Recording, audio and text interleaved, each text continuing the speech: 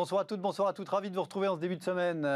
C'est Late et Smart et ce soir durant une heure avec mes deux invités, nous allons tenter de mieux comprendre, d'analyser l'actualité économique du moment. De quoi allons-nous parler ce soir? Un petit peu de football au tout début de l'émission. Ensuite, notre premier débat principal portera sur le soutien de l'économie. Est-ce que c'est légitime ou pas d'opposer soutien de l'économie à relance? Est-ce qu'effectivement, il y a un temps pour tout? Est-ce qu'il faut faire et le soutien et la relance en même temps? Est-ce qu'il faut attendre pour faire la relance? Et au sein du soutien, est-ce qu'il vaut mieux donner de l'argent aux acteurs économiques ou plutôt garantir des prêts comme le fait l'État français? Les statistiques du FMI qui sont sorties là à la fin de la semaine dernière montrent des divergences très fortes entre les différentes politiques des États sur précisément ces points, ces questions que je viens d'évoquer. On verra avec mes invités ce qu'il convient d'en penser. Et puis dans la deuxième moitié de l'émission, on reviendra sur la semaine folle de Wall Street la semaine dernière avec une question un peu polémique, un petit peu amusante aussi. Est-ce qu'il faut interdire le short? On verra ce qu'il faut en penser, comment interpréter cette question un petit peu ambiguë dans, je le disais, la deuxième moitié de l'émission.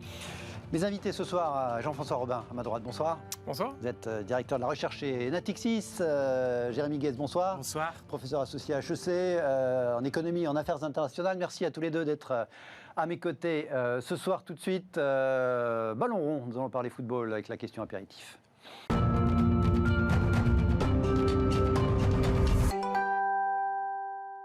C'est donc l'apéritif pour démarrer cette émission. Regardez ce chiffre, c'est un scoop entre guillemets du quotidien espagnol El Mundo hier dimanche.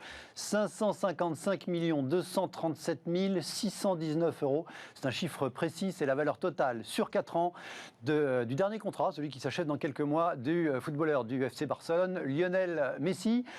Il n'y a pas les sponsoring, il n'y a pas la pub là-dedans. Il n'y a que son contrat en tant que salarié du FC Barcelone. C'est du brut, donc c'est pas du net. Voilà, ça rassure un petit peu. Puis voilà, je le disais, c'est sur 4 ans. Le contrat pharaonique de Messi qui a ruiné le Barça.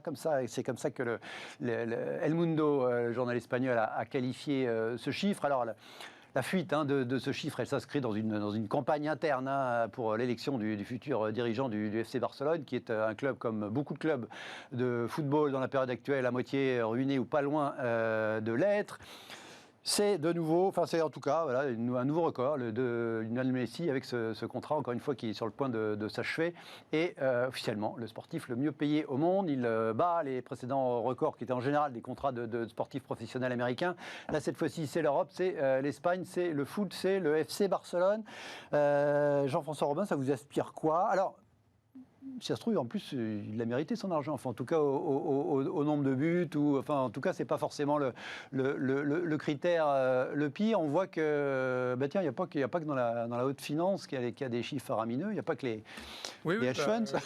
C'est ça, là, on parlait d'exubérance irrationnelle des marchés. Là, on ne sait pas si c'en est, mais en tout cas, si quelqu'un a payé ce prix-là, c'est sans doute qu'il est haut. C'est un petit joueur qui vaut cher quand même. Moi, je peux pas m'empêcher de penser qu'il y a bien un entraîneur qui a dû lui dire, au vu de sa taille, qu'il valait rien. Mais bon, quelques années plus tard, on voit ce que ça donne. Donc, il faut effectivement peut-être mettre ça en perspective.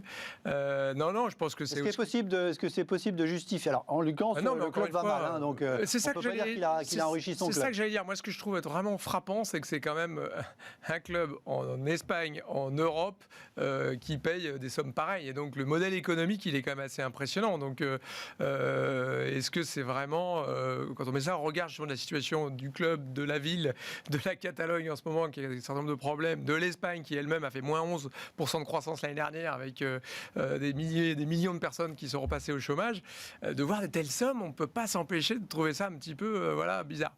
Et en même temps, il y a toujours la phrase de Paul Ricoeur, et en même temps, si on paie ce prix-là, c'est qu'il y a des revenus, ça génère un certain nombre de business, que c'est l'une des personnes les plus connues au monde, c'est un joueur argentin, adulé, c'est le dieu du football, et donc il n'y a pas de prix pour les dieux, voilà. Alors, il y a une actualité autour du football qui globalement va mal. En France, on a appris ce matin que ni Canal+, ni beIN Sport n'avaient répondu à l'appel d'offres de la Ligue de football pour remettre en jeu les droits du foot qui ont été abandonnés par un autre Espagnol, qui est un Mediapro, qui avait obtenu ces droits, on s'en souvient, pour cette saison. Jérémy, même question que vous inspire un tel chiffre, au-delà de son caractère caractère pharaonique, comme disaient les Espagnols. N'étant pas expert du ballon rond, je suis allé interroger la théorie microéconomique que je connais un tout petit peu mieux que le ballon rond. Et c'est marrant parce que la théorie microéconomique, elle nous dit quoi? Elle nous dit que n'importe quelle entreprise serait prête à vous payer votre productivité marginale. Donc en français bête et méchant, ça veut dire considérer, c'est un peu théorique, mais le Barça sans Messi, le Barça avec Messi, quelle valeur augmentée, on serait prêt à payer exactement ça. Ça fait cher le but quand même. Mais c'est ça qui est intéressant, c'est ce qu'elle dit en fait sur l'hypothèse sous-jacente finalement des dirigeants du Barça, ou en tout cas de ceux qui ont accepté de payer cette somme. C'est-à-dire que ça voudrait dire que le Barça ne vaut rien sans Messi. Donc ça peut paraître choquant, ça peut surprendre. D'un autre côté, il y a l'effet superstar. Il y a cette idée de dire l'image de marque d'un des plus grands clubs du monde, sportif, pas que de foot, dépend tellement de Messi que le calcul vaut. L'hypothèse aussi que j'ai en tête, ou en tout cas l'explication aussi que j'ai en tête, c'est que dans le monde qui vient, à mon avis, les règles, on ne les connaît pas. Peut-être que celle de Jules César, c'est la seule qui tiendra. C'est du pain et des jeux. Et peut-être que la seule recette miracle, c'est tout ce divertissement qu'une personne comme Lionel Messi peut apporter. Et donc, la valeur, à leurs yeux, est justifiée. Mais c'est vrai que toutes les hypothèses que ça inclut, en tout cas que ça suggère, peuvent laisser songeur en tout cas. Ce qui est étonnant, c'est qu'effectivement, à l'époque, PSG, on disait beaucoup, ça appartient au Qatar, donc en gros, c'est le Qatar, c'est le gaz du Qatar qui paye les salaires un peu... à l'époque, on disait... Pas à ce niveau-là, mais déjà... Faussement l'argent du pétrole. Mais quand même mirobolant d'un Neymar, par exemple, là, le Barça, il appartient aux supporters, il appartient aux socios. C'est aussi la définition même de la productivité marginale. Comment est-ce que vous la mesurez quand c'est Lionel Messi? Si c'est que le nombre de buts marqués, ça c'est sûr que ça fait cher le nombre de buts marqué, mais si c'est dans l'image de marque d'un club qui représente encore quelque chose, et vous l'avez suggéré tout à l'heure dans un contexte politique qui n'est pas anodin, eh bien peut-être que c'est logique. Je ne sais pas en tous les cas, mais voilà ce que ça suppose. Allez, on reparlera tout à l'heure, en deuxième moitié de l'émission, de grosses sommes d'argent. Tout de suite, on va aussi parler de grosses sommes d'argent, mais cette fois-ci d'argent public, avec le débat soutien versus relance tout de suite.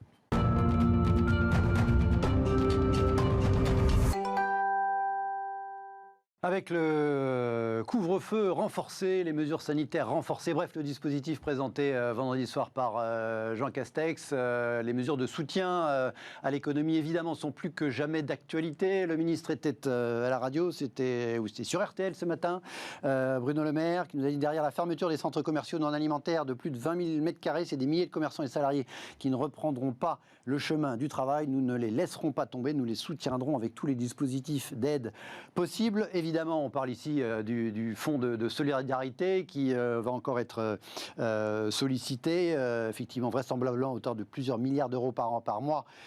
C'était déjà le cas en fin d'année et c'est un chiffre qui augmente en permanence au fur et à mesure que la crise sanitaire se poursuit.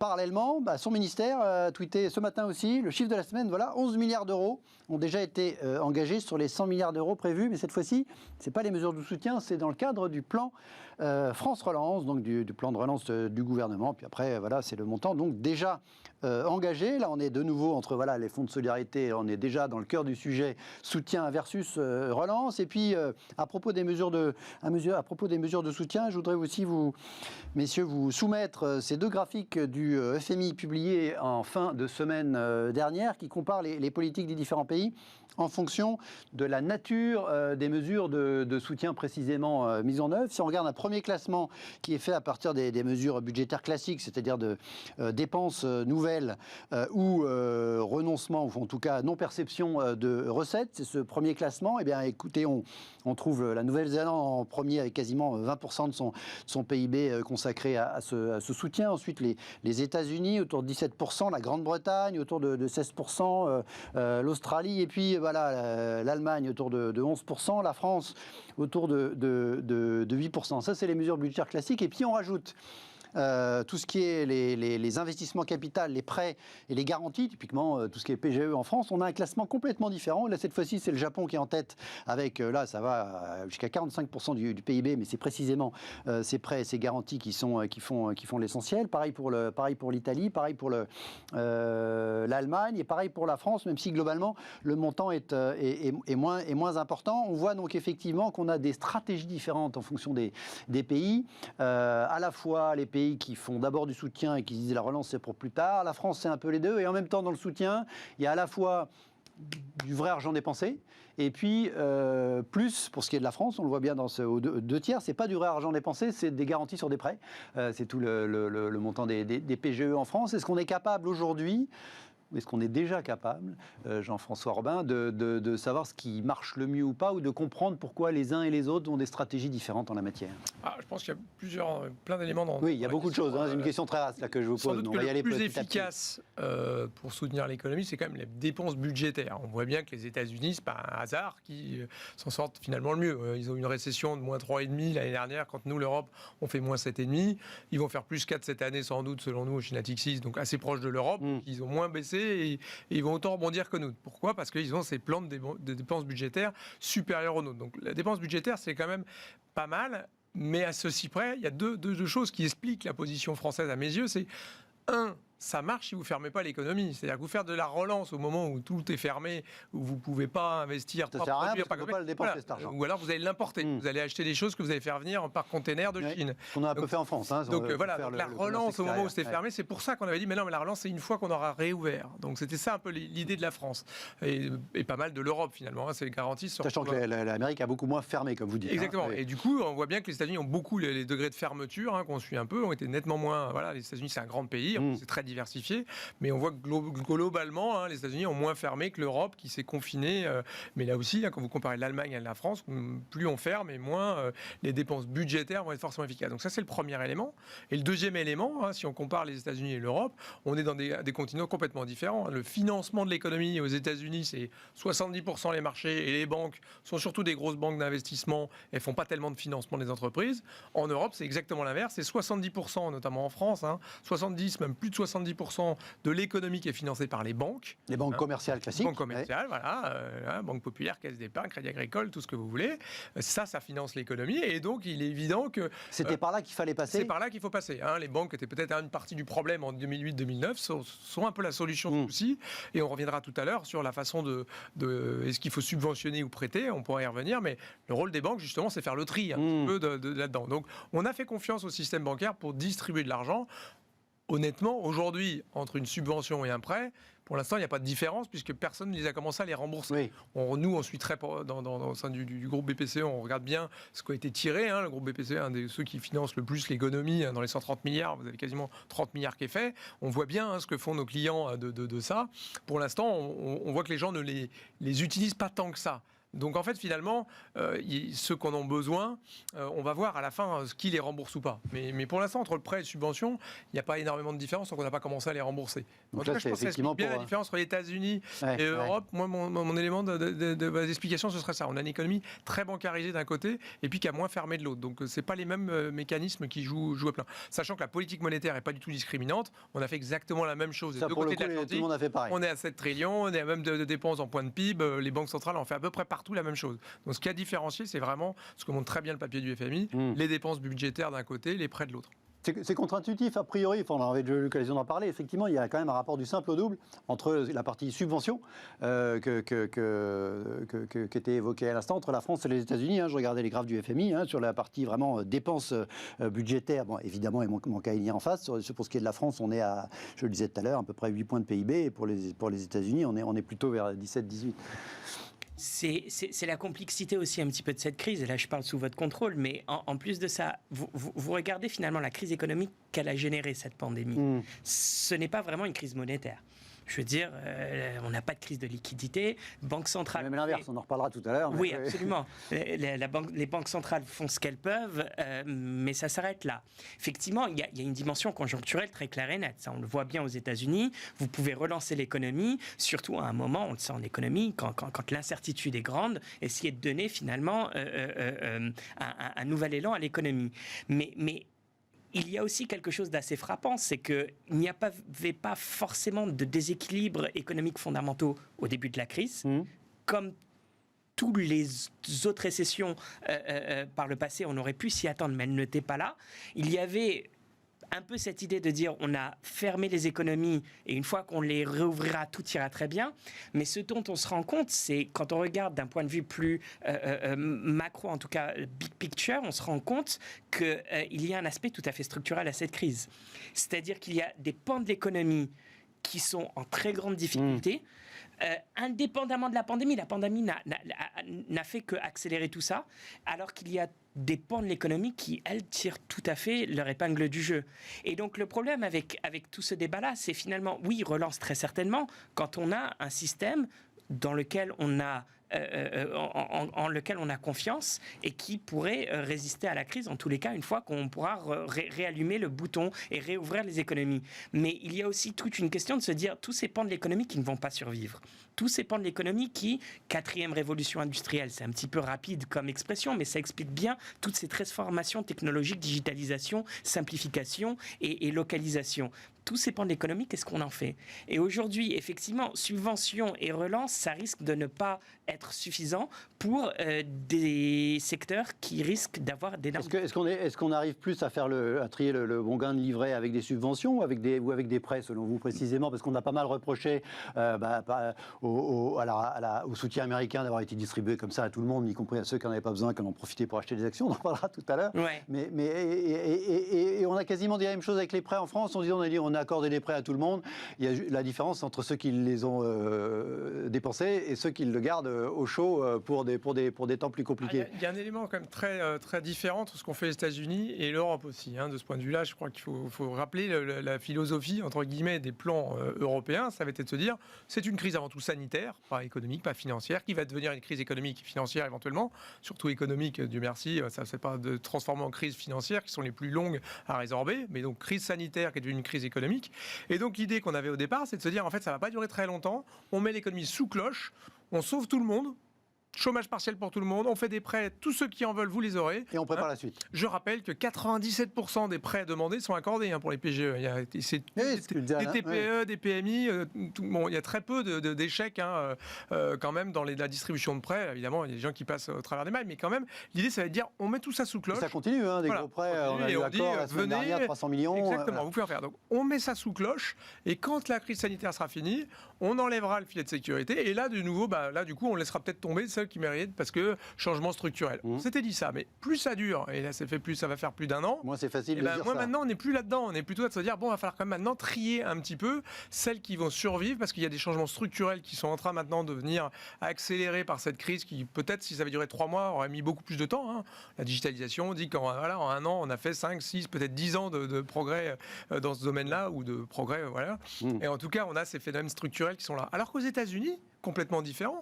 Les États-Unis ont laissé jouer les mécanismes de marché à plat en disant on va le laisser. Les entreprises qui ne survivront pas, c'est pas grave, entre guillemets, on assume, elles vont faire défaut, elles vont être en Chapter 11, elles vont aller faire défaut. Mais par contre, on subventionne les salariés pour qu'ils aient de quoi vivre. Alors, on leur fait des chèques directs. Et ça, c'est un des grands succès. S'il en est un, voilà, il y en a un. C'est celui de Trump, c'est sans doute là, quand même, d'avoir subventionné. Et donc, la consommation américaine s'est bien tenue. Et ensuite, ça permet aux États-Unis, justement, de faire de la relance budgétaire assez vite, puisque dès que vous faites de la relance, l'économie est ouverte et les capitaux vont aller des secteurs qui sont un peu effondrés aux nouveaux secteurs. Et là, du coup, vous évitez un petit peu toutes ces entreprises zombies. C'est-à-dire que finalement le capital est alloué plutôt aux entreprises aux individus, mais aussi les entreprises. Quand on fait un plan de relance, les entreprises qui ont survécu, donc c'est darwinien, celles-là vont profiter de la relance. Alors qu'en Europe, finalement, on n'a pas fait comme ça. On a soutenu tout le monde, et c'est un peu maintenant qu'il va falloir que le système, notamment bancaire, que le gouvernement accepte de dire bon, tout le monde ne va pas forcément survivre dans cette histoire-là, parce que, comme le disait très bien, il y a des changements structurels, et là, il va y avoir des gagnants et des perdants. Et quand tout ça, on va enlever les filets de sécurité. Voilà, Jérémy, c'est parce que la crise sanitaire dure que précisément se pose encore plus la question et que manifestement on attend aussi sur la partie européenne, qu'on attend pour la relance. Parce que 10 milliards, le ministère que j'évoquais se glorifie des 10 milliards, enfin 10 milliards à l'échelle de l'économie française, c'est quand même peanuts, puisque déjà on reproche au plan de 100 milliards de ne pas être assez important, alors quand c'est que 10% du plan, c'est pas grand-chose. On est un petit peu piégé, la stratégie qui était de dire soutien sous cloche et ensuite plan de relance est un peu piégée, comme vous le disiez. Si vous prenez un budget comme celui de la culture, on serait content de l'avoir. Non, mais juste, pardon, ce qui est très intéressant, c'est que dans le plan des 11 milliards qui a été fait, c'est notamment ce qui a vachement marché pour l'instant dans le plan de France Relance qui marche bien, justement, c'est tout ce qui est construction. De lancer, c'est ça, parce que c'est le plus simple. En plus, vous ne pouvez pas délocaliser, c'est forcément avec des emplois locaux que vous pouvez délocaliser. Et en fait, quand vous regardez le secteur de la construction en France, on est quasiment à 100%. C'est-à-dire que c'est pas pas un secteur qui est du tout impacté de la crise. Donc finalement, les 11 milliards permettent au moins un secteur qui est très pourvoyeur d'emplois, et on dit quand le bâtiment va, tout va, et ben finalement ce secteur-là, en tout cas, ça marche pas mal. En même temps, c'est pas très révolution industrielle 4.0 le bâtiment. Non. Ça dépend comment vous le faites. Et puis c'est la logique finalement de passer du pompier à l'architecte. Le pompier, il joue un rôle fondamental et clair et net dans une crise économique. C'est éteindre l'incendie. Le problème, c'est que ne demandez pas au pompier d'aller reconstruire la maison derrière, parce que c'est pas son métier, à chacun son métier. Souvent, il a même fait pire que l'incendie. Si on prend exactement. On dit souvent que la flotte a fait plus de mal que les flammes. Et l'architecte, lui, il a besoin de reconstruire la maison. Et reconstruire la maison, il y aura toujours des perdants et des gagnants. Ça, on le sait en économie. Et toute la question est de savoir comment est-ce qu'on arrive à accompagner les perdants. Maintenant, juste si vous me permettez un petit point de grammaire en français. Destruction créatrice, puisque c'est bien de ça dont on est en train de parler. Est-ce que vous savez comment on dit destruction créatrice en anglais ? On dit creative destruction. Vous parlez à un public anglo-saxon. Il entend ce terme. Quel est le terme qu'il entend en premier ? Creative. Voilà. Vous parlez à un public français. Quel est le terme qu'il entend en premier ? Destruction. La grammaire est le pire ennemi de ce pays. Et effectivement, toutes ces transitions-là, on en a peur. Parce que quand on a un métier et qu'on entend il va falloir passer à autre chose, surtout quand c'est le prof d'économie qui vous le dit, vous êtes dans votre bon droit de vous dire mais il est qui celui-là ? Il faut mettre l'adjectif avant le substantif. Oui, peut-être, déjà d'une. Faire un peu de pédagogie et je pense aussi essayer d'imaginer, encore une fois, je dirais, un plan qui est autrement plus grand, c'est-à-dire de se dire s'il y a un certain nombre de métiers sur lesquels il va falloir faire des croix, est-ce qu'on peut avoir un peu de courage politique pour le dire ouvertement aujourd'hui et pour dire aux Français que dans tous ces secteurs-là où on va perdre des emplois, essayer de maintenir coûte que coûte sous oxygène, c'est vraiment gâcher des ressources humaines. Et plus vite on enregistre cette transition, plus vite elle sera faite. Et vous savez... Gâcher des ressources financières, de fait, puisque c'est l'État qui le fait, cette mise sous oxygène. Mais je pense que ressources financières, pour les Français, peut-être que le message politique sera moins recevable. Et simplement dire un dernier mot, dans mon secteur en éducation, parce que les gens ne le savent pas, cette destruction créatrice, elle a déjà lieu. Et ces modèles sont en parfaite révolution. Tout ça pour dire, à mon avis... C'est-à-dire, un exemple. Pourquoi elle a déjà lieu c'est-à-dire qu'aujourd'hui, vous auriez dit il y a 20 ans à un professeur qui devrait donner cours devant des caméras ou devant son ordinateur, il vous aurait dit, mais absolument pas. Demain, je soupçonne que même sans pandémie, il y aura peut-être des cours, des fractions de cours qui seront donnés en ligne. Il y en avait déjà pas mal, notamment aux États-Unis. Absolument, et puis pour des raisons de pédagogie, pour des raisons d'efficacité. Et qu'il y a plein d'évolutions, qu'aujourd'hui, la vieille garde des professeurs des grands peut se sentir un peu déstabilisé, mais il y a absolument aucun secteur aujourd'hui qui est épargné. Dans le monde de l'éducation, on voit aussi des concurrents émerger en ligne. Donc incarner la nouvelle génération qui pousse la vieille garde, Jérémy, je ne sais pas. Je ne sais pas. Mais... Jean-François, sur le discours qui était relayé aussi par le ministre de l'économie, pas plus tard qu'il y a 4-5 jours, sur le plan de relance européen est trop lent. L-E-N-T.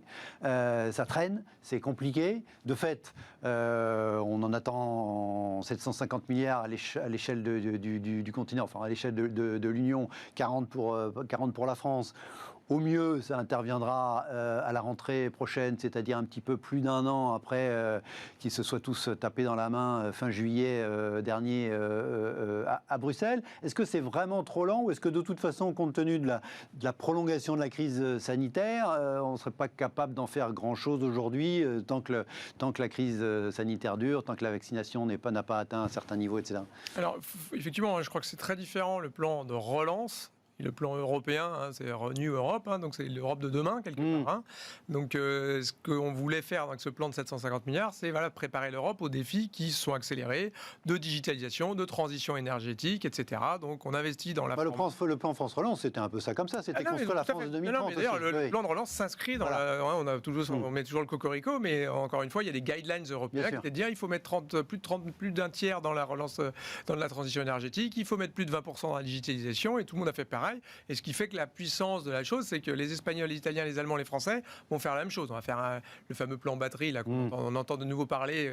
Tout le monde disait que c'était une joke, mais finalement, tout le monde met un peu des moyens là-dedans. Même Tesla obtient des financements faramineux de la part des États européens. Mais on a ce plan autour de l'hydrogène, etc. Donc on va avoir quand même des choses un petit peu intéressantes pour le monde de demain. Mais en fait, aujourd'hui, on est en plein de la crise. Aujourd'hui, aujourd'hui, faire de la relance, encore une fois, quand vous êtes confiné, que vous n'avez pas trop capacité à aller chercher un job, à aller chercher des marchés, c'est très compliqué. Donc c'est pour ça que la relance doit arriver plutôt une fois qu'on est sorti de l'ornière. Donc je pense qu'il faut faire un petit peu les deux. Aujourd'hui, ce qui est très compliqué politiquement, pour revenir sur le point d'avant, c'est-à-dire que de donner une subvention, c'est un choix politique. Donc il faut déjà que vous choisissiez ce que vous pensez d'un secteur d'avenir.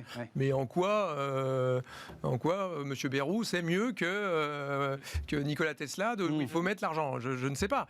Mais le fait de ne pas donner de subvention est aussi un énorme choix politique. Aujourd'hui, on se souvient du Creusot, voilà, on entend encore tout le monde dire qu'il fallait sauver Alcatel, etc. Donc c'est très compliqué ce choix. Donc effectivement, moi je crois plutôt à des plans de relance où on fait justement ces défenses c'est vraiment ça date des années 60, Kenneth Arrow qui disait que voilà, les investissements dans la recherche et développement sont sous-optimaux par le secteur privé. C'est que le public doit initier des investissements. Et donc quand on pense à la 5, à la 6G, à tout ce qui est digitalisation, aux infrastructures sur l'hydrogène, qui est encore très coûteuse, qui n'a pas beaucoup de débouchés, dans le transport c'est encore très très coûteux, faut équiper en bornes de recharge, etc., etc. Là, le secteur public a un vrai rôle à jouer. Et après, le privé s'engouffrera. Il faut mettre des normes, il faut mettre des infrastructures, et après au secteur privé. Donc je crois que c'est un petit peu des deux. On voit bien ce qui s'est passé avec les vaccins. Encore une fois, pardon de revenir là-dessus, mais on voit bien que c'est le secteur privé qui a trouvé la solution avec de l'argent public à chaque fois. Donc je crois que c'est un petit peu un mélange des deux, qu'il va falloir trouver le bon équilibre. Les gagnants, regardez, la Chine est gagnant aujourd'hui, elle sera peut-être pas forcément gagnant dans le moyen terme. Les gagnants, c'est ceux qui arrivent à combiner les deux quand même. À propos de soutien, Jérémy, il y a une semaine, quasiment officiellement, le gouvernement espagnol disait qu'il n'avait pas les moyens d'un nouveau, probablement pas non plus, d'un nouveau confinement. Chez nous, on a décidé vendredi dernier que ce ne serait pas encore pour cette fois-ci de se donner une dernière chance avant un nouveau confinement. Est-ce que l'un et l'autre, vous pensez que la question de savoir si on avait ou pas les moyens de ce troisième confinement est entrée en ligne de compte dans le choix de tout faire pour ne pas reconfiner? Encore une fois, on était un peu surpris de voir les Espagnols. Ils l'ont dit officiellement, on n'a pas les moyens l'économie espagnole, l'Espagne n'a pas les moyens de reconfiner. Sous-entendu, pas les moyens du soutien qui serait nécessaire derrière. Oui, et ça aussi, c'est une marque de courage et d'honnêteté politique pour moi. Ouais. À mon sens, enfin, ce qui est en train de se jouer, c'est le dernier volet de cette crise dont on a un petit peu moins parlé, sauf à l'instant, c'est la partie sanitaire. C'est-à-dire que, à mon avis, ça sera à tester, ça sera à vérifier, mais vous dites aux Français, on doit se reconfiner même 2 mois. S'il y a une politique de vaccination massive en parallèle, à mon avis, les Français le comprennent. Et ça ne leur pose aucun problème. Ce qui se passe à Paris, c'est qu'on est en train de regarder ce qui se passe aux Pays-Bas, par exemple, avec ces révoltes. Vous savez, on a souvent parlé en France du consentement à l'impôt. Là, maintenant, on pense au consentement au confinement. Ça devient compliqué à dire, d'ailleurs. Mais ce qui est fondamental là, c'est qu'on n'a absolument aucun plan de court terme. En tous les cas, moi, citoyen, je n'ai toujours pas compris comment on arrive à se sortir de cette crise à long terme. Et je pense que dans toute cette balance-là, effectivement, confinement, reconfinement, est-ce qu'on a les moyens ou pas? C'est non seulement les moyens financiers, mais c'est aussi les moyens politiques dans un monde dans lequel le pouvoir politique n'a plus autant de légitimité, je devrais dire, que par le passé. Oui, c'est probablement par rapport aux inquiétudes sur la capacité à vacciner que le chef de l'État a dû décider que c'était probablement pas le bon jour pour, le cas échéant, annoncer un troisième confinement. L'idée qu'on n'ait ou pas les moyens de ce troisième confinement sur la durée. Si on prend vraiment les capacités de financement de l'État, encore une fois, même y compris l'État espagnol, on se finance dans des conditions très favorables. Le coût de la dette est plutôt en baisse par rapport à ce qui était même avant la crise. Donc finalement, on peut quand même faire de la dépense liée à ça. Pour l'instant, il n'y a pas trop d'inquiétude sur finalement, ça ne durera peut-être pas. Encore une fois, vu que tout le monde fait la même chose en même temps, le chiffre du FMI montre qu'on fait les choses différemment, mais en ampleur de PIB entre les prêts et les subventions, finalement, on fait à peu près tous 20 points de dette de plus sur l'année dernière, donc tout le monde fait la même chose, donc il n'y a pas de discrimination. Mais je crois, moi, ce qui est très différent, en fait, dans l'approche, moi j'essaie de donner une grille de lecture dans ce qui est en train de se passer aujourd'hui, donc évidemment l'arbitrage entre le sanitaire et l'économie, est-ce qu'il faut mieux sauver les personnes âgées ou sauver l'économie et donc éviter des drames économiques? Je pense que ce qui est en train de changer quand même, c'est que nous, en France et en Europe, on avait dit, notamment, c'est d'abord la Suède, la Grande-Bretagne, on avait dit, c'est pas grave, on va cohabiter avec ce virus. Aujourd'hui, ce qui change complètement avec ces variants-là, c'est que plus on laisse la cohabitation se faire et plus le virus se renforce. Et donc, la grosse inquiétude que je pense derrière tout ça, c'est qu'on ne peut plus trop cohabiter avec ce virus. Il vaudrait peut-être mieux effectivement se confiner fortement et vacciner très vite pendant ce temps-là pour casser la chaîne de transmission du virus Sauf que là, on sait qu'on n'est pas capable de le vacciner très vite. Qui mute en fonction au fur et à mesure des transmissions. Donc, on peut plus cohabiter avec ce virus-là. Mais comme on peut pas se vacciner en grand nombre, tout le monde en même temps dans le monde entier, on est de nouveau en train de cohabiter, mais sur une ligne de pente, effectivement, très, très, très raide en ce moment. Je crois que c'est ça un petit peu le problème, c'est qu'on peut plus trop cohabiter, mais on n'a pas trop le choix. Et donc, aujourd'hui, on peut toujours se confiner pendant 6 mois, mais là, à ce moment-là, on se retrouve dans les drames sociaux. On parlait des Pays-Bas, mais vous voyez la même chose en Allemagne, où les gens, nous dit ici, on a l'impression que Merkel est très populaire, mais elle se prend des manifestations de gens qui sont anti-masques, etc., presque plus qu'à Paris. Donc, et on est la patrie des Gilets jaunes. Donc, je crois que cette ambiance-là, elle est assez lourde quand même dans les décisions du gouvernement. Est-ce qu'on peut tenir jusqu'à ce qu'on soit tous vaccinés, c'est-à-dire 6 mois, peut-être 8 mois c'est pas possible. Donc, il faut de nouveau cohabiter avec ce virus, en serrant vraiment, en croisant les doigts, que cette mutation du virus aille moins vite que nous dans les progrès de la vaccination collective. Allez, on parlera d'une autre cohabitation, dans la deuxième moitié de l'émission, la cohabitation à Wall Street entre les hedge funds et les petits porteurs. Restez avec nous, on marque une très courte pause.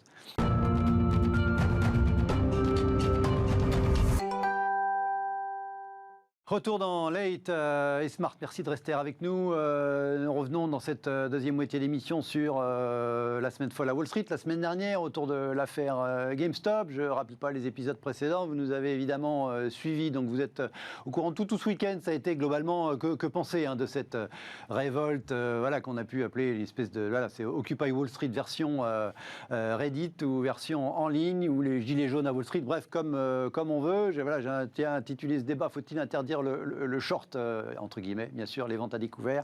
Vous l'aurez compris. Alors, parmi les différentes analyses par rapport à ce mouvement, regardez cette opinion dans le Financial Times ce matin.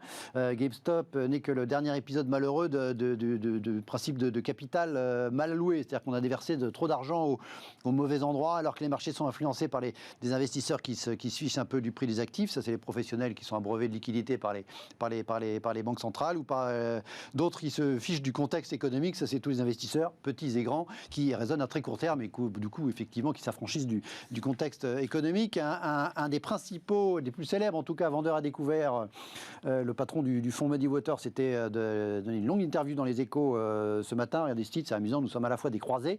Ça, c'est le côté un peu lanceur d'alerte, un petit peu Robin des Bois. Et on est quand même nous-mêmes des capitalistes. Et effectivement, il justifie son travail de lanceur d'alerte, de vendeur à découvert, en disant que ils sont là pour dénoncer les entreprises mal gérées. Jean-François, qu'avez-vous pensé de avant de demander s'il faut interdire le short à Wall Street, vous pensez de cet épisode un peu fou de la semaine dernière?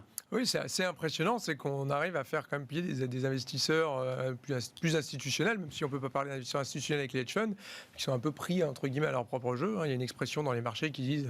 pardon, excusez-moi, mais qui dit à poil les shorts.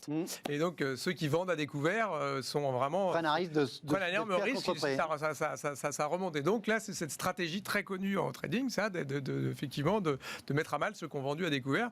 Donc, c'est une stratégie assez connue, finalement, qui a été mise, mais le nombre faisant foi, et je crois que c'est vraiment possible d'imaginer et de voir ce genre de choses grâce aux réseaux sociaux, là aussi, puisque vous faites nombre, tout d'un coup, vous prenez une cible, et on est un petit peu... Réseaux sociaux plus le trading gratuit. Plus trading gratuit, oui, mais tout d'un coup, on avait vu déjà cet été la part des investisseurs particuliers monter dans les volumes. On disait que ça expliquait les gros niveaux, les niveaux du Nasdaq notamment. Là, ce qui est intéressant, je trouve, c'est que finalement, c'était, vous savez que le trading sur les actions, c'est quasiment 70-80% de robots, d'algorithmes qui achètent et qui vendent en fonction de signal d'alerte. Tout le monde ne le sait pas, d'ailleurs, c'est bien de le rappeler.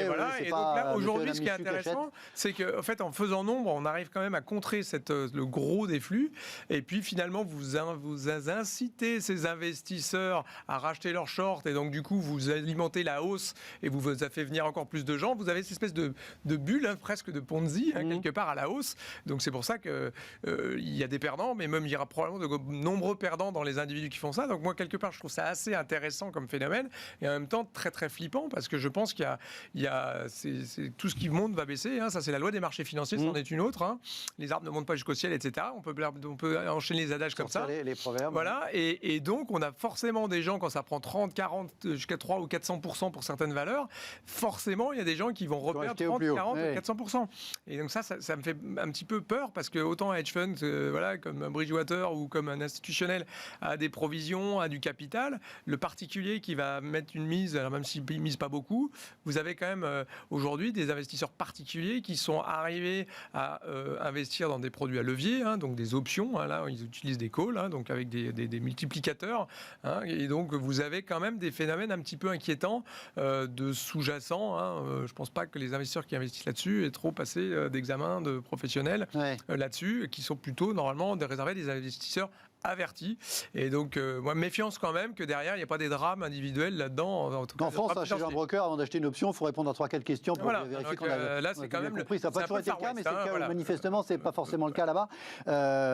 Alors, il y a eu des conséquences très concrètes. Entre 5 et 7 milliards de dollars auraient été perdus par quelques hedge funds, donc vendeurs à découvert. Et puis, il y a l'explication technique, financière qu'on vient d'évoquer. Et puis, il y a le message, il y a la dimension, ou pas d'ailleurs, politique de cette affaire, de ces boursicoteurs qui, pour certains, seraient des activistes. En tout cas, il y a eu des messages postés sur le fameux forum Wall Street Bet sur Reddit, en disant, voilà, je le lisais, je l'avais lu l'autre jour, voilà, vous allez payer, on est là pour punir ceux qui nous ont fait la crise de 2008, etc. Il y a une espèce de volonté politique. Dans le sommaire, j'évoquais Occupy Wall Street ou les Gilets jaunes. C'est un mouvement qui est donc né en Amérique. Est-ce que vous achetez, entre guillemets, la motivation politique de certains qui connaissaient bien la société américaine, Jérémy? Oui et non. C'est-à-dire qu'effectivement, quand on lit le commentaire, en tout cas les grands titres, pour en revenir au foot, on a l'impression que c'est le PSG en finale de la Coupe de France qui fait face à le petit poussin de Malakoff. Tout le monde est pour Malakoff juste parce qu'on aime bien voir les coups de théâtre. Ça a assez de limites quand même, parce que, et d'une... il faut avoir l'idée... PSG, c'est les hedge funds et Malakoff, ce serait les petits porteurs, pour être sûr que tout le monde... Oui, pour être bien précis. Sur l'analogie. PSG de beaucoup de choses. Mais déjà, et d'une, pour pouvoir investir sur les marchés, pour pouvoir avoir l'idée d'utiliser le chèque de Donald Trump pour aller les investir sur le marché, déjà, il faut avoir une certaine formation, un certain état d'esprit. Sur ce forum, on n'a pas que des hommes de la rue, ce n'est pas vrai. On a beaucoup de gens, probablement pas aussi riches que les leaders des hedge funds, mais probablement assez aisés et assez éduqués pour finalement savoir ce que c'est un call, ou en tout cas être capable finalement de formuler cette option. Parmi les grands gagnants d'ailleurs, il y a aussi des hedge funds. Il y a Ryan Cohen qui s'est mis du côté de Reddit et des investisseurs de Reddit et qui a réussi à empocher une somme d'argent assez importante. Donc il n'y a pas que finalement des hommes de la rue. Ce qui est absolument fondamental là-dedans, c'est que déjà et d'une, il y a une question technique que je pose, c'est tous ces développements autour de l'intelligence artificielle, aller chercher les informations où elles sont, à quel moment est-ce que les hedge funds vont commencer à s'intéresser à Reddit? Ça, c'est assez insolite. Il paraît que ça y est, effectivement, à mon avis, c'est déjà le cas. Leurs algorithmes sont sur les forums de façon à essayer de comprendre et du coup prendre des positions. C'est la magie, ça, entre guillemets, du truc. C'est une première transformation. Parce que c'est les forums ouverts, c'est pas un club fermé. C'est ce qu'il faut préciser. Et c'est une première transformation, je pense. Je pense qu'il y a aussi une revendication, avec toutes les guillemets du monde de l'homme de la rue, de sens où il y a un nouveau rapport de force, quoi. C'est-à-dire que ce n'est plus les hedge funds qui font exclusivement bouger le marché, c'est qu'on est capable de faire bouger les marchés à partir de son fauteuil d'un ordinateur sur un forum de Reddit s'il y a suffisamment d'élan. Ça aussi, c'est un nouvel élan, un nouveau rapport de force qu'on voit sur le marché. Ce qui est aussi frappant, c'est le rôle de cette application pour pouvoir échanger les titres boursiers sans frais. Robinhood, notamment, qui porte bien son nom, Robin des Bois, et qui a interdit un certain nombre de transactions jeudi dernier, effectivement, et qui du coup... Qui est la ligne de mire. Alors maintenant, il y a un certain nombre de juristes qui disent, écoutez, c'était exactement inscrit noir sur blanc dans les conditions générales de vente, que personne ne lit, en tout cas... que très rarement lit-on, donc ils sont probablement couverts, mais ça aussi, ça pose un certain nombre de questions. C'est ce rapport de force, est-ce que finalement, on joue selon les mêmes règles? Est-ce que finalement, quand on est un homme de la rue, même si, encore une fois, toutes les réserves associées à cette expression, est-ce qu'on peut jouer selon les mêmes règles que les hedge funds? La démonstration a été faite qu'on peut au moins les faire transpirer, et je pense que c'est ça, en fait, cette revanche qui amuse un certain nombre de commentateurs politiques, et de se dire, finalement, jusqu'à maintenant, c'était la classe politique qui a été la cible des mouvements de mécontentement sociaux et que là, désormais, on commence à s'intéresser à Wall Street. De là à faire le parallèle avec Occupy Wall Street, je crois qu'on en est un petit peu loin. Il n'y a pas que les commentateurs, effectivement, il y a des hommes politiques, il faut des femmes, et aussi là qui a pris position en critiquant Robinhood d'arrêter le trading sur GameStop, dans le monde de dingue. Vous vouliez intervenir? Oui, moi parce que je voulais essayer de répondre à la question, faut-il interdire le short? C'est-à-dire qu'aujourd'hui, c'est assez tentant de dire, voilà, c'est un peu Occupy Wall Street, les redresseurs de tort, Robin des Bois, Robinhood, voilà, on est vraiment dans cette un petit peu imaginerie collective. Je voudrais juste quand même dire que quand on regarde les valeurs qui sont là, les rachats de short justement, qui ciblent les valeurs qui ont été c'est les entreprises qui ne vont pas très bien. Oui, qui vont pas très bien, mais c'est pas forcément ces entreprises socialement qui font du bien-être collectif à chaque fois, quoi. Ce que je veux dire, c'est qu'il y a aussi un certain nombre d'entreprises qui ont été ciblées à la hausse, qui sont des valeurs pétrolières, des valeurs émetteurs de CO2. Donc on peut pas dire non plus que ce soit le monde de demain qui soit porté au nu par l'ensemble de la démocratie du peuple. On est loin de ça. C'est quand même pour ça que moi je pense que les actions des boîtes elles-mêmes sont pas particulièrement exemplaires, ni particulièrement critiquables. Forcément. Et donc je voudrais revenir sur l'histoire du short. C'est ça que j'en viens à mon propos, c'est-à-dire que finalement, pourquoi on a autorisé ces shorts, c'est-à-dire de vendre à découvert, c'est qu'il y a aussi un certain nombre de hedge funds qui font des analyses et qui considèrent que des entreprises, leur valeur ne vaut pas est surévaluée parce que le business model, parce qu'ils sont dans le pétrole et que finalement ça va être que le pétrole va baisser, qu'on va vers un monde moins carboné, etc. Donc il y a plein aussi de shorts qui se justifient parce qu'on est encore dans des valorisations qui intègrent pas peut-être la bonne valeur du futur. Et donc le short est en soi pas mauvais. C'est effectivement beaucoup d'hedge funds, on se souvient de la crise de la livre, des hedge funds qui attaquaient justement en se mettant short contre la Banque d'Angleterre. George Soros, on se souvient de tout ça. Attention. Mais en quoi ça a été une bonne chose si vous revenez à Soros qui avait gagné 1 milliard sur je dis pas du tout que c'était bien pour le coup. Sur la Banque d'Angleterre. Je dis pas c'est forcément bien ou mal. Mais en fait, de sa notoriété. C'est justement cette démonstration-là, c'est que c'est pas forcément bien ou mal, c'est l'usage qu'on en fait. Mais en tout cas, je pense pas qu'il faut dire que les gens qui rachètent des shorts aujourd'hui et qui font plier les hedge funds sont, à mon avis, animés par autre chose que l'idée de se faire de l'argent. Donc on n'est quand même pas très très loin de ça quand même. Alors, allez-y, après je vous relance. Pardon, juste sur ce point-là, sur ce que vous dites sur les shorts, rien à redire. En plus, finalement, le short, c'est quoi? C'est une manière pour le marché de bien fonctionner, d'encourager les gens à faire leurs propres recherches, de l'analyse, et c'est cette confrontation qui a lieu sur le marché pour une meilleure valorisation des actifs. Rien à redire. Mais il y a quand même quelque chose que je trouve frappant sur ces deux des valeurs qui ont été ciblées dans toute cette folie, c'est GameStop et AMC, la chaîne de théâtre. Cinéma. Le cinéma, pardon. Oui, absolument. Pas théâtre. Ça se dit théâtre en anglais. Mais oui, c'est ma langue à fourcher. Et ce qui est intéressant avec les deux, c'est que vous avez raison, ce n'est pas des entreprises qui sont très très bien gérées. Et d'ailleurs, c'était une partie de l'attaque. Mais il y a eu des mouvements aussi au bord de ces deux entreprises. Et il y a aussi une volonté de ces deux entreprises de se dire, il est peut-être temps de changer.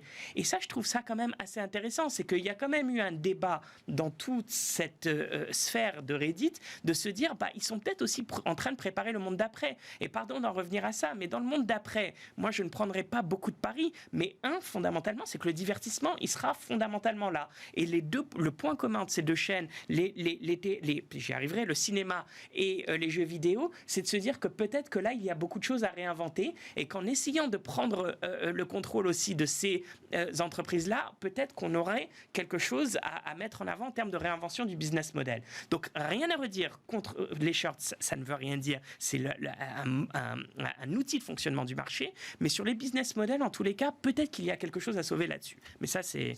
Alors quand même, sur les ventes à découvert, à votre place, Jérémy, vendredi soir, il y avait Denis Père, qui était entrepreneur, qui était patron de plusieurs entreprises, dont une qui avait été cotée à Wall Street. C'était la première entreprise française cotée à Wall Street, s'appelait dans les années 90, s'appelait Business Object. Et il disait, nous, à l'époque de Business Object, c'était plus la V3 ou la V4 du logiciel, il y avait des petits bugs, etc. On s'est fait démolir par les vendeurs à découvert, alors qu'on essayait de régler le problème, etc. Globalement, ça n'avait pas aidé. C'est pas très, ça sert pas. Et puis de l'autre côté, effectivement, il y a les théories de l'efficience des marchés qui disent que ça crée de la liquidité. Il y a des gens qui achètent, des gens qui vendent.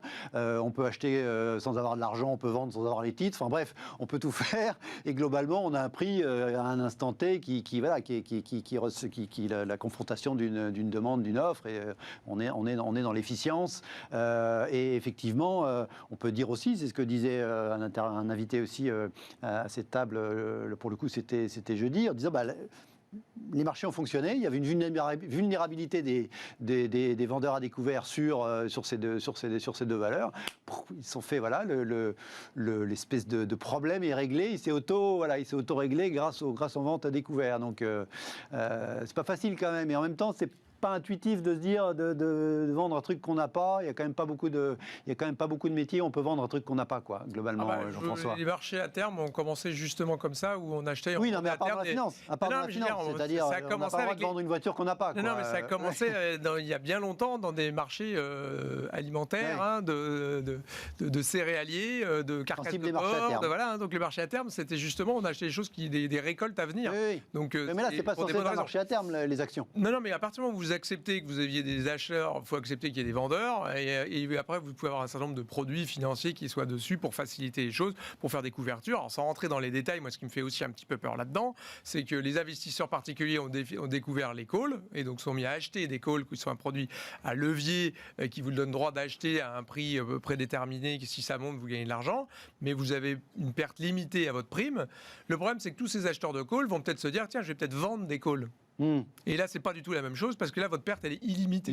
Et donc, vous avez un petit peu, moi, ce trouve qui m'effraie en tant qu'Européen et Français en particulier. On espère que la réglementation fait qu'ils n'ont pas le droit, parce que normalement, ça, c'est très encadré. Voilà, c'est très encadré. Mais à partir du moment où on a mis le pied là-dedans, on dit, mais en fait, finalement, regardez, ils ont le droit, comme tout le monde, en se réunissant, d'aller faire plier hedge fund. Ils ont autant le droit, le particulier, que l'investisseur avisé. Professionnel. Je pense qu'il faut faire un petit peu attention. Moi, j'aimerais bien faire un petit peu le suivi de ce qui se passe aussi là-dessus, parce que ce que je disais tout à l'heure, je pense qu'il y a des qui ont gagné, mais il y en a sûrement beaucoup qui ont perdu, et je pense que c'est pas si évident à gérer quand vous êtes un individu que quand vous êtes un salarié richement payé de Bridgewater, quoi. Donc je pense qu'il faut aussi se méfier de ces produits à levier qui sont un petit peu sous-jacents de tout cet épisode. Oui. Il y a eu plusieurs, encore une fois, il y a eu ceux qui ont abandonné. Il y a alors Melvin Capital, qui semble-t-il est le fonds qui a le plus perdu sur cette affaire. On parle de 3 milliards de dollars, on parle en 3 jours. Donc c'est quand même, ça va vite, quoi. C'est quand même sérieux. Ils n'ont pas donné d'informations, mais un autre fonds qui s'appelle Citron Research, qui lui a décidé d'arrêter les ventes à découvert. Lui, manifestement, il a payé pour voir, et il a dit qu'il allait se contenter maintenant d'acheter. À l'inverse, Carson Block, donc le patron du fonds Muddy Waters, qui est interviewé dans les Échos, lui dit on fait attention, mais notre modèle est toujours d'actualité. L'environnement est plus difficile, mais ce que nous sommes, nous nous sommes toujours adaptés. Nous espérons que nous adapterons à nouveau avec succès à ces conditions de marché. Et donc il donne le côté lanceur d'alerte. C'est pour ça qu'il à la fois des croisés et des capitalistes. Par rapport à l'afflux de petits porteurs sur les marchés, il explique l'appétit, la mentalité des particuliers pour la bourse m'inquiète. La phrase à la bonne en ce moment, c'est YOLO, you only live once. Tous ces générations Z et autres millénials chez eux pendant le confinement qui touchent les chèques du gouvernement et boursicotent sur Robinhood, ça me rappelle 1999. La différence, ce sont l'intérêt et l'argent gratuit. C'est vrai que c'est une différence importante. Est-ce que, au-delà de cet épisode, possiblement la présence massive des petits porteurs en bourse change un peu la donne quand même, selon vous? Oui. On l'a vu un peu en France, les statistiques montrent que 2020, les particuliers sont revenus. Oui. Probablement pour les mêmes raisons, confinement et... On craignait qu'ils ne le fassent pas. Donc, oui. Non, cette fois-ci, oui. On va passer. Il y a un risque économique fondamental, effectivement, parce que quand on se retrouvera avec des faillites individuelles en chaîne, c'est déjà autre chose. Quand on a des faillites de hedge funds, on commence à transpirer. Faillite de banque, historiquement, c'est ce que ça donne. Là, effectivement, on est un peu, je parle sous votre contrôle, mais en terre inconnue. C'est-à-dire, quand c'est des individus qui sont heurtés de plein fouet, même pas par une crise de l'économie réelle, mais de la crise financière, c'est potentiellement une bulle qui explose comme en 2000, mais à une puissance autrement plus importante. Alors, on a connu ça avec le canal de Panama, les compagnies des chemins de fer d'Afrique de l'Ouest. On a eu pas mal nos Antilles. On a eu pas mal quand même je dirais... Les épargnants se sont fait rincer à plusieurs reprises dans l'histoire depuis 150 ans. On n'a pas manqué de 20e. Est-ce que c'était à la même échelle? Est-ce que c'était les mêmes mécanismes, c'est-à-dire où je vais directement moi-même prendre des paris et me faire liquider après derrière? Moi, je pense que c'est pas si différent des petits porteurs qui étaient vraiment qui ont perdu très massivement à certaines époques. L'histoire de Panama, il y a énormément de petits porteurs qui ont perdu, qui ont été misés individuellement sur des financements de projets qui n'ont jamais eu lieu. Sauf qu'il n'y a pas d'effet de levier, comme vous l'évoquez. Exactement. C'est ça qui m'inquiète Donc plus, c'est quand même multiplié par, l'effet de levier, 2, la puissance des réseaux qui fait que, effectivement, on peut agréger des dizaines, des centaines de milliers de personnes d'acheter une même action. Mais je crois qu'il faut le regarder. Moi, je trouve ça très intéressant, inquiétant, mais très intéressant quand même. Et puis, il me semble que le contexte est aussi assez singulier. C'est-à-dire que c'est difficile de dire aux gens, d'un côté, l'économie de demain, on ne sait pas à quoi elle va ressembler, on ne sait pas à quoi ressembleront vos occupations, et de leur interdire aussi, finalement, une activité qui peuvent leur sembler assez facile d'accès dans l'immédiat. C'est un petit peu aussi l'équilibre qu'il faut trouver dans ces alors, il n'est pas question de l'interdire dans l'absolu. Un dernier point un peu précis, Jean-François, le modèle Robinhood, c'est-à-dire le zéro frais de courtage, parce que on vend ses stats et en fait on prévend ses ordres à un fonds de haute fréquence qui en gros va passer avant et va faire des micros. Voilà. Vous en pensez quoi? Je ne sais pas si vous... Ça paraît intuitivement bizarre. Avant, on achetait une action, il y avait des frais. Ils ont plutôt été considérablement baissés, les frais, à la faveur de la concurrence et de l'explosion des marchés depuis 40 ans. Mais... J'ai utilisé une autre image qui vous êtes familière, mais lors de la conquête de l'Ouest, les seuls qui ont fait fortune, c'était ceux qui vendaient des pelles et des pioches. Et donc là, en fait, il faut vendre le système, il faut être dans le système, dans la plateforme, ce que fait bien Robinhood. Après, ce que les gens font, voilà, je pense que Robinhood se finance d'une façon...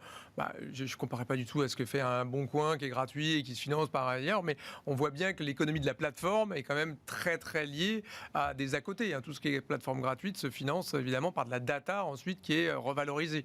Donc là, c'est évident ce qu'ils font. C'est peut-être plus répréhensible que ce que font d'autres, type Le Bon Coin, mais l'économie de la plateforme se finance par l'usage de la data de second ordre. C'est une illustration de l'usage de la data appliquée à la finance particulière et pas... Oui, après, effectivement, que ce soit vendu pour quelqu'un fasse du profit avant les gens, oui, ça c'est quand même un petit peu plus répréhensible ou en tout cas, voilà, moralement condamnable. Mais en tout cas, c'est sûr que c'est comme ça que se finance l'économie, c'est en faisant usage de la data, pas forcément dans des termes comme ça.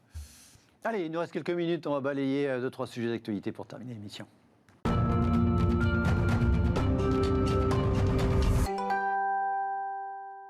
Je disais qu'on allait changer de sujet, mais en fait pas tellement. On va rester dans l'investissement en bourse, mais on revient en France avec un nouveau moyen d'investir en bourse. J'ai vu ce papier, le titre du papier. Et si vous investissiez en bourse en faisant vos courses, c'était sur le site de nos confrères de BFM, je crois que c'est une start-up française qui s'appelle Ismo, qui vous propose d'arrondir les prix. Alors jusqu'à présent, vous pouvez arrondir les prix pour donner de l'argent à des associations, pour et là c'est arrondir les prix. Le petit arrondi, il est automatiquement investi, centime par centime ou euro par euro sur un petit fonds pour découvrir la bourse à partir de tout petits montants, donc, et puis éventuellement faire connaître le marché boursier à des nouveaux publics. Apparemment, a priori, ça s'adresse à des jeunes. C'est une entreprise, une start-up française qui a déjà quelques milliers de clients, qui a levé du capital en capital risque. Par rapport aux différents investissements en bourse qu'on évoquait tout à l'instant, là, Jean-François, vous en pensez quoi de démarrer avec 1 euro par-ci, 2 euros par-là? Écoutez, là encore, on regrettait que les Français soient tous à mettre en livret A et en obligation du Trésor français plutôt que d'aller financer l'économie et les entreprises, ce qui, je rappelle, est quand même le principe de la bourse. Donc finalement, si c'est pour faire venir petit à petit, et notamment les jeunes, à ça, pourquoi pas? Alors j'espère juste que toutes les associations qui bénéficiaient des dons arrondis, que ces petits dons qui sont faits, c'est pas des dons, c'est pas à la place, ou en tout cas que les investissements seront faits dans des entreprises ISR et qu'on aura un petit peu quand même de retour sur investissement au niveau social d'un autre point de vue. Mais oui, sur le principe, je crois qu'il faut surtout pas tirer à boulet rouge sur ce genre d'initiative, sinon il va aller se financer à coût de 200 millions aux États-Unis. Donc je crois que c'est une bonne initiative finalement. Il y a un modèle américain, c'est pas une. Voilà, en tout cas, si ça peut grandir en France, ce sera déjà le signe qu'on a quand même là aussi eu des changements structurels au cours de cette crise du Covid et sans doute une accélération de l'histoire. Ouais, le modèle américain, j'ai oublié le nom, je lisais dans le papier, il a déjà 7 millions de clients. Jérémy, ça prouve la créativité de l'industrie financière, la créativité de l'industrie numérique, mais on peut tout faire. Non, absolument, et puis même en matière de pédagogie finalement, pour introduire effectivement ce public jeune à ce que ça veut dire d'investir en bourse. Pré-pandémie, c'est assez intéressant.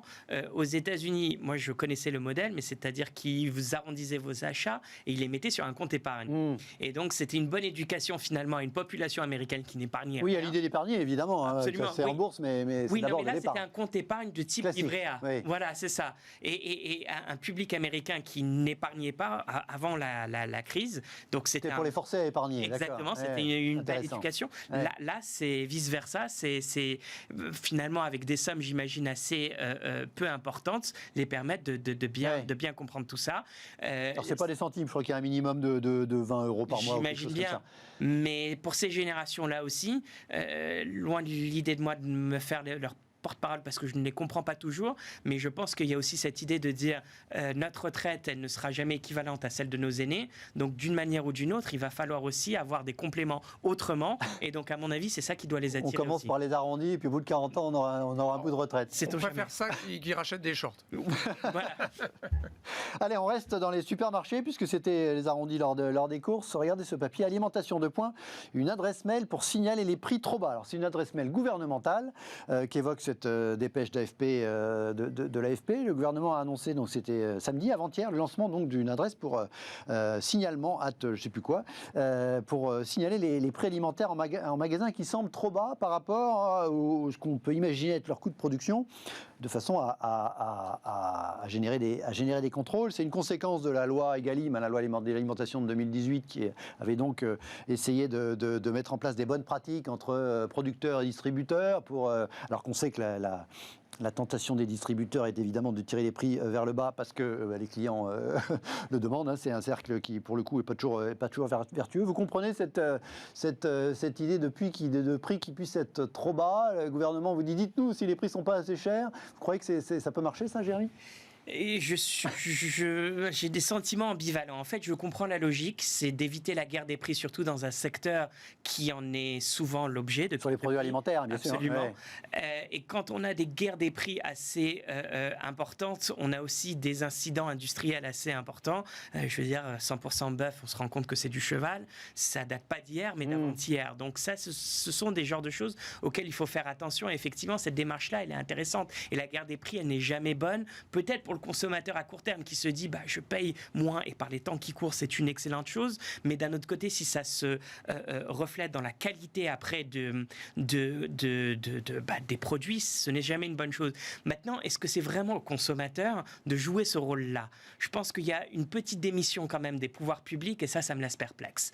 De leur capacité à continuer à surveiller ces marchés-là, à garantir la qualité des produits, à garantir le bon fonctionnement de cette concurrence, il y a une démission, moi, qui me laisse perplexe. En quelques mots, Jean-François, il faut acclimater les consommateurs à l'idée que le prix le plus bas possible n'est pas forcément le meilleur. Oui, mais je pense que là aussi, je suis assez dans l'ambivalence. C'est-à-dire que moi, j'aurais tendance quand même plutôt à favoriser le fait d'aller mettre des étiquetages qui montrent que c'est une filière respectueuse justement de l'agriculture raisonnée, etc. Et que c'est pour ça que le prix est garanti, plutôt qu'à d'aller mettre un plancher sur des prix.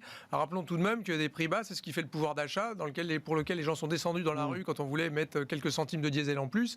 Voilà, je pense que des prix bas dans l'absolu, est-ce que c'est au gouvernement d'aller dire le prix il est trop bas, je le fixe ? Moi, je pense que là aussi, on est dans une économie où il y a de l'offre et la demande. Il faut juste rééquilibrer en faveur des producteurs vis-à-vis des négociations, entre la négociation C'est le but, oui. Du renard avec les poules, pour rester dans l'agriculture. Non, il faut rééquilibrer le rapport de force, mais je pense que c'est plutôt par des normes, de l'étiquetage, flaguer un petit peu les bonnes pratiques, plutôt que d'aller empêcher l'ajustement des prix à la baisse. Si personne ne veut acheter un produit et que les prix baissent, forcément, le prix va s'ajuster à la baisse et ça fera du pouvoir d'achat en plus. Encore une fois, il faut respecter les producteurs, mais bon, moi je crois à la vérité des prix quand même. On en restera là pour ce soir. Merci messieurs d'avoir été à mes côtés. Merci à vous. Très bonne soirée. On se retrouve demain.